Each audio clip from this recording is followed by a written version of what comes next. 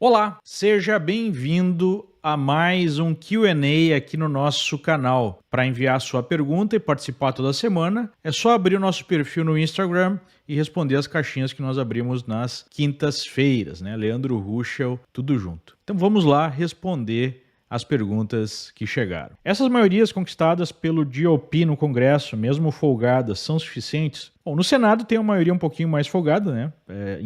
Em tempos de divisão 50-50 é uma maioria relativamente folgada, né? São 53 para 47. Na Câmara não é tão folgado assim, ainda estão contando os votos, mas vai ficar entre 220 e 221, no máximo 222 votos na Câmara, onde você precisa de 218 para ter a maioria. Então não é uma maioria tão folgada assim. Esse é o número 1. Número 2, o problema não é nem a questão de número, né? O problema é que nós temos em Washington um certo partido unitário que envolve democratas e republicanos que não serve ao povo americano e serve ao establishment. E é difícil para um movimento como o movimento de Trump, que questiona esse establishment, conseguir de fato produzir mudanças que modifiquem estruturalmente esse establishment.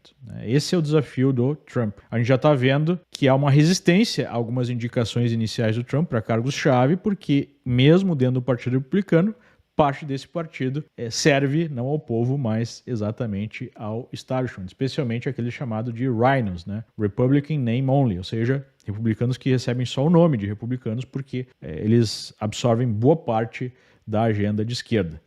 Soa, né, comum, é a mesma coisa que acontece no Brasil. Claro que no Brasil é muito pior, mas aqui nos Estados Unidos também tem isso, né? Os fisiológicos que não seguem uma agenda específica do eleitorado, mas sim a própria agenda do sistema. Vão jogar a culpa na direita por causa dessa bomba que soltaram próximo ao Supremo? Não jogarão, né? Já jogaram. O que a gente tem que entender é o seguinte: desde 2020 há um esforço sistemático do establishment brasileiro por censurar, perseguir, acabar com a direita, porque eles identificaram que na direita existia a sua maior ameaça existencial. Foi a direita que iniciou o movimento para a refundação do Brasil, depois que a Lava Jato apresentou, né, as vísceras podres do sistema. Então eles embalam essa busca da direita por refundar o Brasil como uma ameaça à democracia, e obviamente que a democracia seria representada por esse pessoal. O que nós estamos vendo agora é uma dificuldade do sistema em conseguir convencer o povo de que, de fato, a direita representa uma ameaça à democracia. Na verdade, a ameaça à democracia está do outro lado do espectro político. E aí a gente tem toda a manipulação da militância de redação para utilizar qualquer fato que aconteça para reforçar essa narrativa, né? Um sujeito claramente com problemas mentais evidentes, utilizando rojões, fogos de artifício, foi lá e cometeu esse ato insano e acabou perdendo a sua vida. Agora veja que no mesmo momento que isso acontece, a gente tem pessoas nas redes sociais, inclusive eu vi uma influenciadora da esquerda, advogando pelo sequestro de deputados do PL, da direita. E aí tudo bem, né? Aí não tem nenhuma única palavra de qualquer militante de redação ou de qualquer autoridade para investigar e coibir esse tipo de ataque de fato à democracia, né? Então é tudo manipulado, é tudo sistematicamente forjado para passar a seguinte ideia: nós temos que censurar as redes, nós temos que criminalizar a direita. O problema desse pessoal é que a maioria do povo brasileiro é de direita, né? Se identifica como conservador, e aí eles têm que aumentar a repressão para conseguir manter o controle da situação. Isso cria um cenário político extremamente instável e negativo para todo mundo, mas é o caminho que eles adotaram. É óbvio que para você pacificar o Brasil, o que você precisa fazer é corrigir os exageros que foram produzidos, as atrocidades que estão sendo cometidas contra as pessoas, né? Sendo perseguidas sistematicamente, sendo condenadas a 17 anos de cadeia por um protesto, né? Se alguém cometeu vandalismo, que pague por isso, mas não exatamente 17 anos de cadeia por tentativa de golpe. Mas o sistema não quer nada disso. O sistema quer aprofundar a repressão. A eleição do Trump mudará o cenário da política brasileira? Obviamente que muda, né? Mas não muda no formato de mudança radical da noite para o dia só por conta da eleição do Trump. É preciso retirar essa expectativa de quem a desenvolveu. Será mais um foco de pressão sobre o regime brasileiro para que se volte à normalidade democrática no Brasil. Agora, não será automático e dependerá de uma série de outras coisas, né? Os brasileiros têm que fazer a sua parte. De que lado ficarão né, as Big Techs se o Supremo endurecer após o atentado ainda mais, né? Acho que é um pouco exagerado chamar de atentado um sujeito com rojões e fogos de artifício, né, jogando lá na estátua em frente ao Supremo, mas tudo bem. Eu creio que as Big Techs até aqui, de uma maneira geral, tirando o ex do Elon Musk, têm operado para auxiliar o sistema na censura, até porque mesmo antes da censura vir por parte do Estado, esse pessoal produz sistematicamente censura contra a direita por meios próprios. Eles que criaram aquela ideia, né, de agências checadoras de fatos que são aparelhadas pela esquerda, são essas empresas que bloqueiam perfis, que censuram conservadores, são essas empresas que têm uma agenda woke, uma agenda socialista, né? Então, elas naturalmente são favoráveis à censura. Eu lembro que eu fiz um vídeo até, vou recuperar, alguns anos atrás, de um evento interno do Google, defendendo a ideia que a fase de liberdade de expressão na internet havia passado, agora seria uma liberdade controlada, né? Que obviamente o próprio Google definiria o que poderia ou não poderia ser discutido na internet. Então, naturalmente, esse pessoal já é afeito à censura. Mas, obviamente, que no Brasil, em alguns momentos, essas Big Techs entraram em choque com o Supremo, porque o Supremo busca um controle absoluto dessas Big Techs, do que pode ou não pode ser apresentado nas redes. Então, eles tiveram alguns conflitos internos. A gente viu as Big Techs se colocando contra aquele projeto de lei das fake news e até sendo investigadas por isso, né? Todas as grandes, incluindo Google, incluindo Meta, né? Então, de uma maneira geral, especialmente Google e Meta, não querem conflito, mas também não querem perder completamente o seu poder. E a gente tem o X se apresentando como uma empresa que defende mais a liberdade de expressão, até pela postura do seu dono, né, do Elon Musk. Mas eu vejo, de uma maneira geral, essas empresas cedendo para não perder a sua posição no mercado.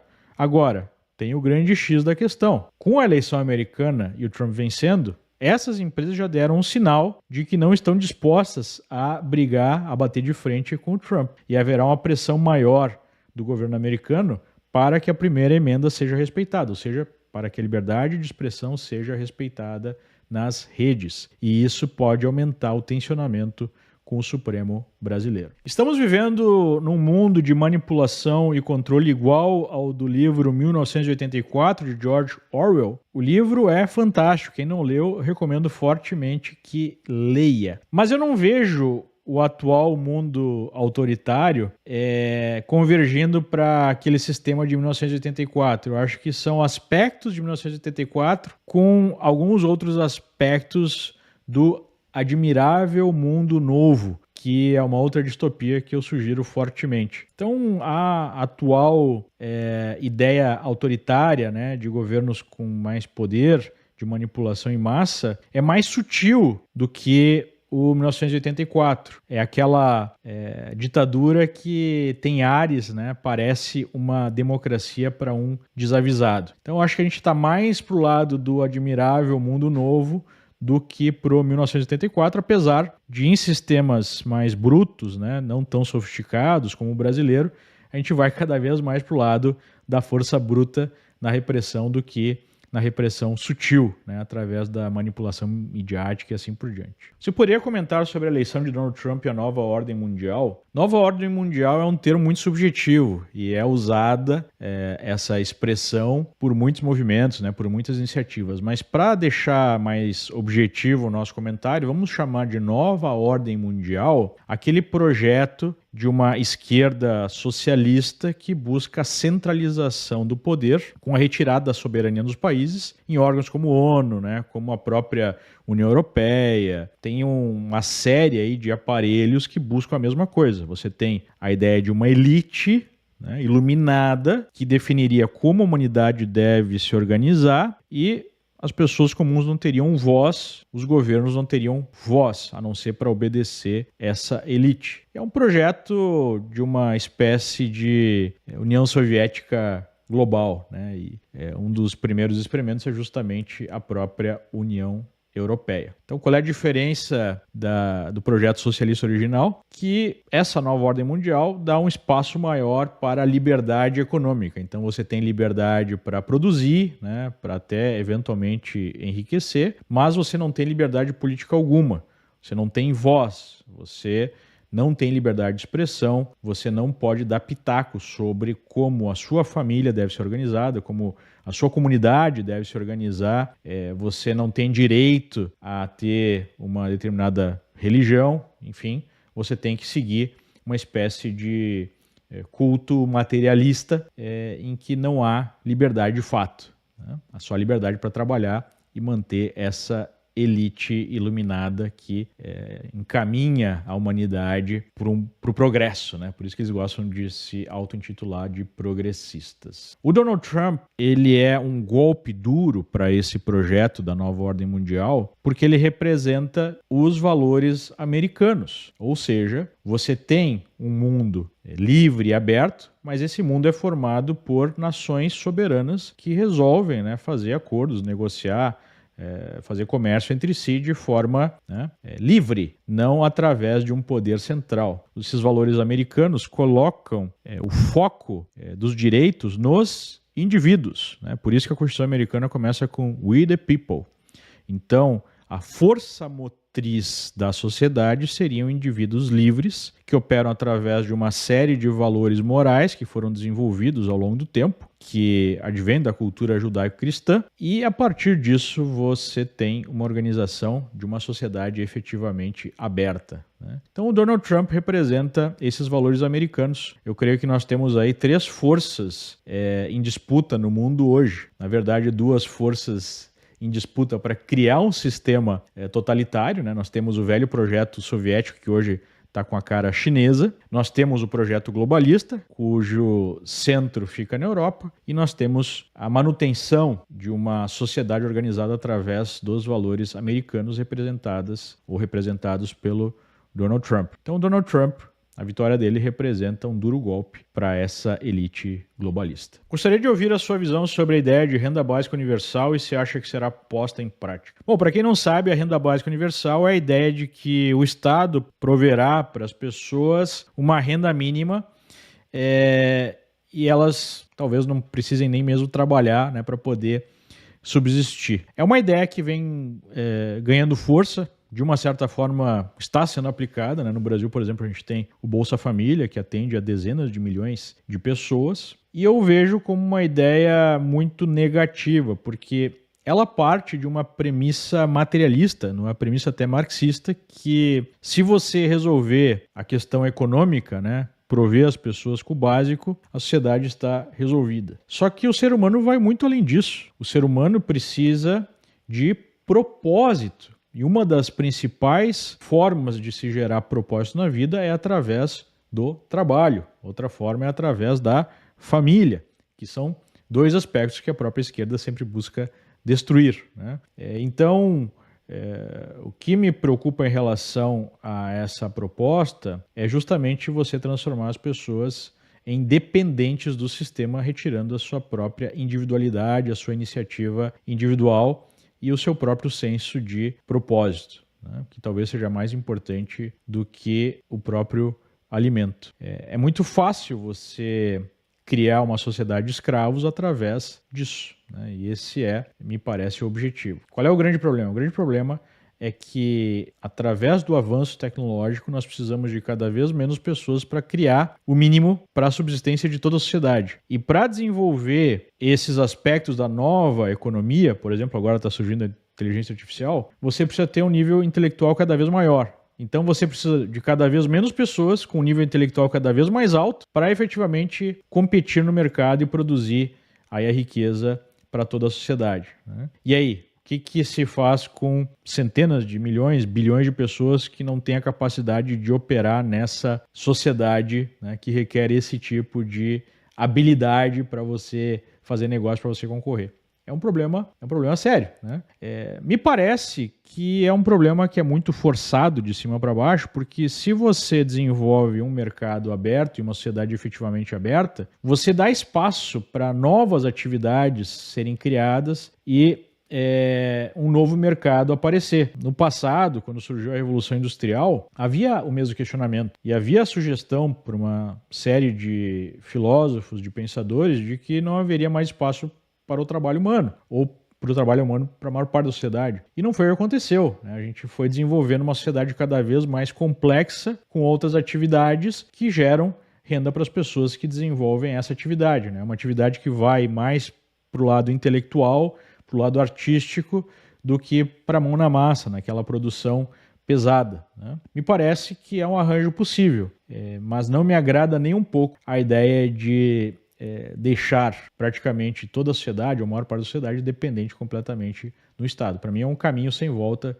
para o totalitarismo. O Partido Democrata tem chances de desaparecer nos Estados Unidos? Qual o tamanho da derrota, do desastre? Não, acho que seria muito exagerado afirmar que o Partido Democrata tem chance de desaparecer, né, no curto prazo. Apesar da derrota ter sido significativa, o partido controla vários estados, é muito grande, tem uma força gigantesca no Congresso, né, quase a metade do Congresso, quase a metade do país, e nós não vamos ter a derrota da esquerda. A esquerda vai se transmutando para manter, né, a sua postura de explorar o ressentimento, a inveja, explorar aquela parte da sociedade que se sente excluída, digamos assim, para benefício próprio, em busca, né, esse pessoal que faz isso, do poder totalitário. A esquerda não vai mudar. O que eu acho que não morreu, né, mas pode ser o início do fim, é essa lógica woke, essa ideia de colocar toda a força do movimento em termos de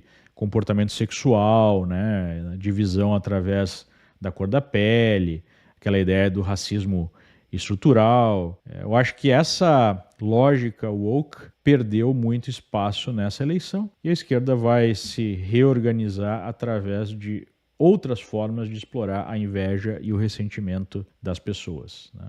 Isso sim. A Califórnia pode virar para o lado republicano nas próximas eleições americanas? Não creio, né? Apesar de ter tido um avanço republicano no estado, a gente está falando ainda de uma distância muito grande. A Califórnia conseguiu produzir, né, por mais paradoxal do que pareça, já que é um estado extremamente rico, mas essa riqueza está bastante concentrada no Vale do Silício, uma situação de pessoas cada vez mais dependentes do Estado, né? Impostos altos e um grupo cada vez maior de pessoas dependentes do Estado que iam votar no Partido Democrata para manter essa dependência. Então eles conseguiram criar esse efeito, que seria parecido com o efeito Bahia no Brasil, né? Apesar da comparação ser complicada, porque a Bahia é um estado muito pobre. Mas a lógica da esquerda é a mesma. O que pode realmente fazer com que a Califórnia mude com o tempo é o aumento da criminalidade. Há uma sensação de caos em várias cidades, como por exemplo São Francisco, em que as pessoas estão indignadas com a falta de combate ao crime, que é a base da esquerda, né? A esquerda defende criminosos nas ruas e usa o crime como um instrumento de revolução social. Então isso está pegando bastante, inclusive a Califórnia, né? Os eleitores aprovaram com alta margem um projeto de lei que endurece as penas para crimes pequenos que haviam sido descriminalizados, como roubo até $1.000 há pouco tempo atrás. Então há uma certa movimentação, mas eu ainda vejo como insuficiente para mudar essa postura, esse domínio que a esquerda tem sobre a Califórnia. A China se tornará a maior economia do mundo? Olha, a China é muito grande, né? Tem uma população muito grande, cresceu muito nos últimos vários anos, com investimento do Ocidente, né? O Ocidente investiu numa potência comunista que agora ameaça o mundo, o seu projeto imperialista e totalitário, mas a China já dá sinais de esgotamento desse modelo de crescimento com base em sistemáticas obras, né, em subsídios governamentais e tudo mais. Então a China está em situação bastante complicada. Não sei se chegará a ser a maior economia do mundo, mas em termos de PIB per capita, se não houver uma mudança fundamental na sociedade chinesa, dela efetivamente se abrir, né, sair dessa ditadura, eu acho muito difícil que ela venha a alcançar um nível de riqueza que nós observamos no Ocidente. Apesar do PIB nominal ser grande e ainda ser o segundo do mundo, o PIB per capita é um pouco mais alto do que o Brasil, né? Então a China ainda não é um país rico, de fato. Tem bolsões de riqueza, mas a maior parte do país ainda está longe de ser rica, né? Então me parece que o modelo chinês se esgotou, da mesma maneira que no passado se falava que o Japão seria o grande, né, país do mundo, a grande economia. Isso não aconteceu. Também há um problema sério na China demográfico. Aquela política do Partido Comunista Chinês de permitir apenas um filho por casal, agora, né, está cobrando um preço muito alto. Inclusive, para quem quiser entender como é que funciona um regime comunista, eu sugiro um documentário no Amazon Prime chamado One Child Nation. E ali a gente observa o nível de repressão, o nível de totalitarismo desse regime comunista que volta a mostrar as suas garras, né?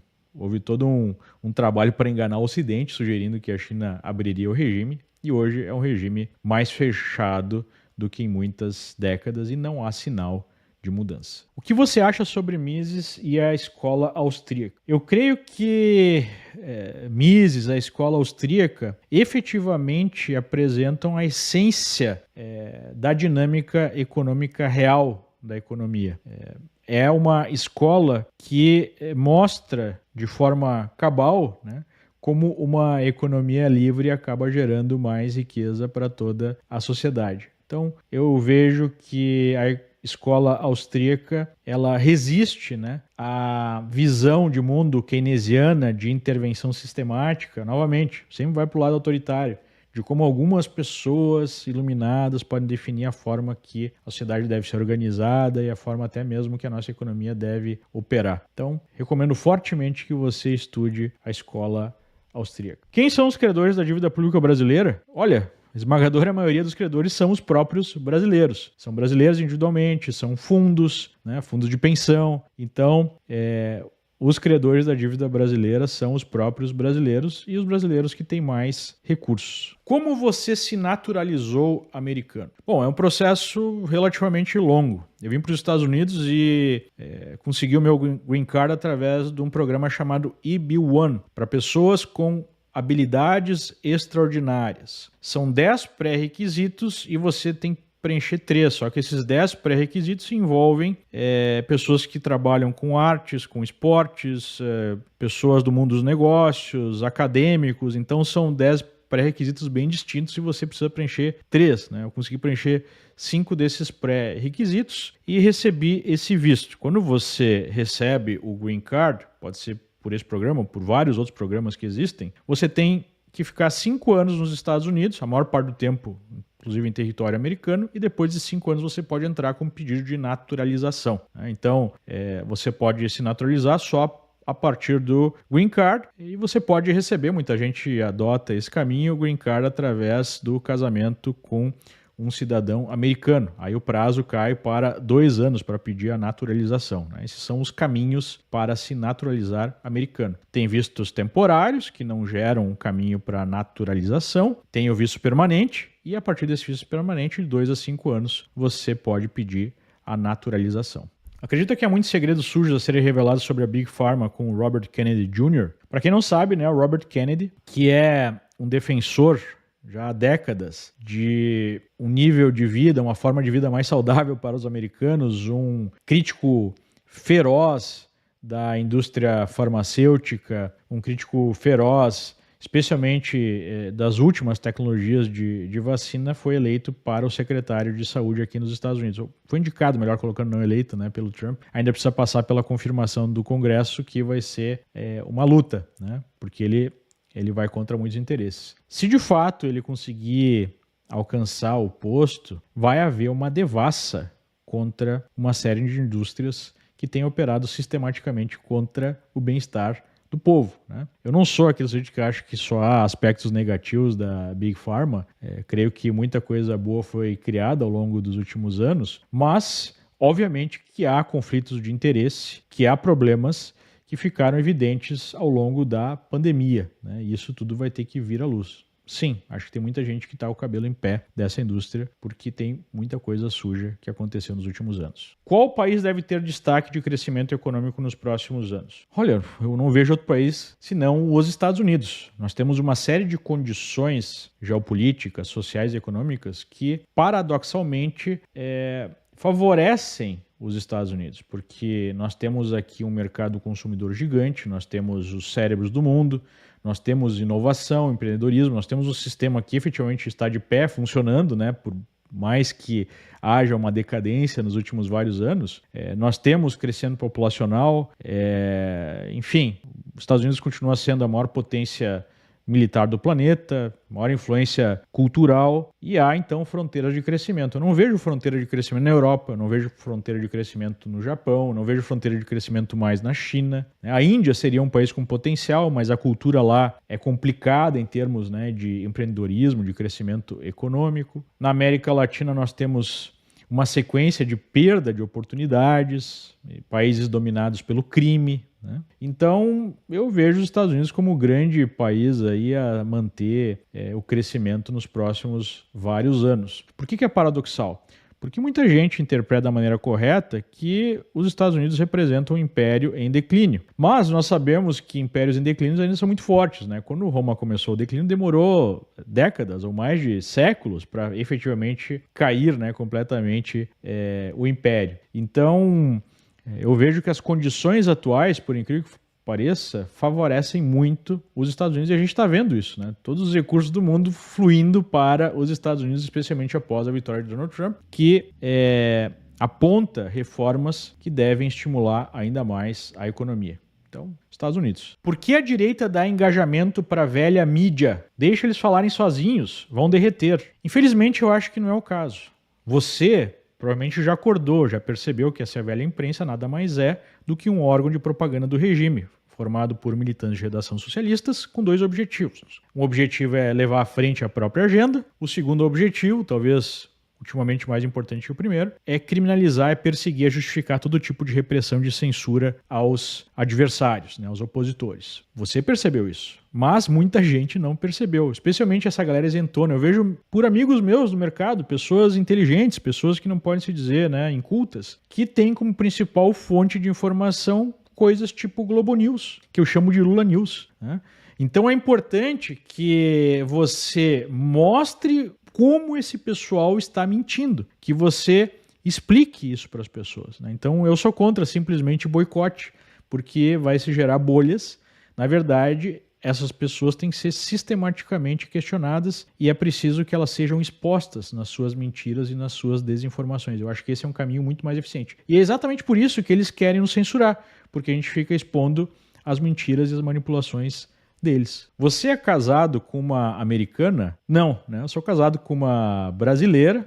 Ela veio junto comigo do Brasil há 10 anos. Temos 3 filhos, né? E não posso me queixar em nada, ao contrário, né? Só agradeço a Deus pela bela e linda família que eu tenho. Por que os anti-americanos não moram na China, na Cuba ou na Coreia do Norte? Ora, por um motivo muito simples. O que seria da esquerda sem a hipocrisia? O que seria da esquerda sem a mentira? Então esse pessoal nasce, cresce, enriquece, né?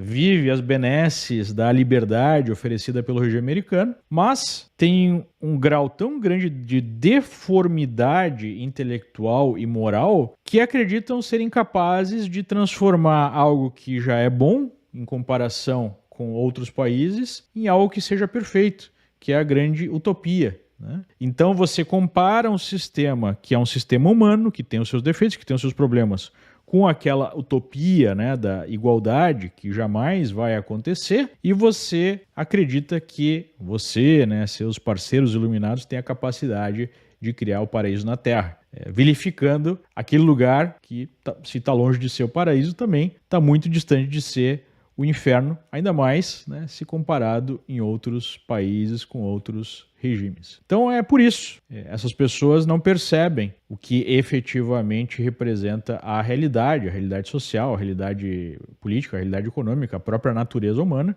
e se apresentam numa condição de revolucionar o ser humano e alçar ele à altura aí dos deuses, né?